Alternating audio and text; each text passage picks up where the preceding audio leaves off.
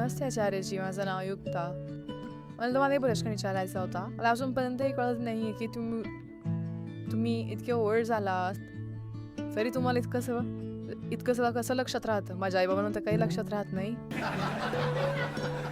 तुम्ही इतके हॉट झाला आहात की तुम्ही इतके ओल्ड झाला आहात? काय म्हणालीस? ओल्ड. ओल्ड? मी उत्तरच देणार नाही. तू तर माझं हृदयच तोडलंस. बाया, माझ्या काहीच लक्षात राहत नाही. काहीच लक्षात राहत नाही, म्हणूनच मी तुम्हाला इतकं काही सांगू शकतोय, कारण काहीच लक्षात राहत नाही. लक्षात ठेवून थोडीच बोलायचं असतं. तू अभ्यास करतेस ना, तू सुद्धा समजून घे. घोकमपट्टी करू नकोस. तर काय करायचंय?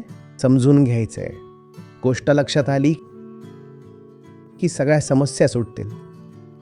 आणि जर घोकमपट्टी केलीस तर फक्त 2-4 प्रकारच्या प्रश्नांची उत्तरं पाठ होतील. पण हे जे आयुष्य आहे ना, आयुष्य हे नेहमी नवीन नवीन प्रश्न विचारतं.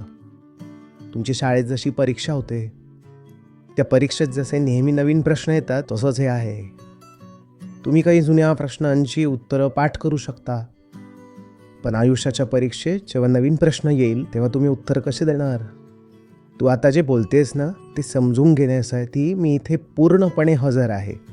मी या क्षणी असा विचार करत नाहीये की माझ्या खोलीत उंदीर तर शिरला नाही ना. एक उंदीर फिरत होता. कुठे शिरला तो नसेल ना इतक्या वेळात? उंदरानं माझं जेवण तर खाल्लं नसेल ना? उंदीर माझे कपडे तर घेऊन गेला नसेल ना? जर मी असा विचार करू लागलो तर तू जे विचारतेस त्याचं उत्तर मी देऊ शकेन का? नाही. तर मी आता अगदी इथेच हजर आहे. तसं शाळेत मॅम हजेरी घेताना तुझं नाव घेतात तेव्हा काय म्हणतात? तुझं नाव पुकारलं तर काय म्हणतेस? Present ma'am. Present ma'am. तर तसंच तू जेव्हा मला प्रश्न विचारलास तेव्हा मी काय केलं? Present ma'am. तू माझी मॅम आहेस. तू जेव्हा प्रश्न विचारशील तेव्हा मला इथे हजर राहायचंय. मला उंदराचा विचार करायचा नाहीये. मला दुसऱ्या कशाशीही काहीही देणं घेणं नाहीये. जे समोर आहे ते महत्वाचं आहे. ठीक आहे, मग तिथून उत्तर द्यायचंय.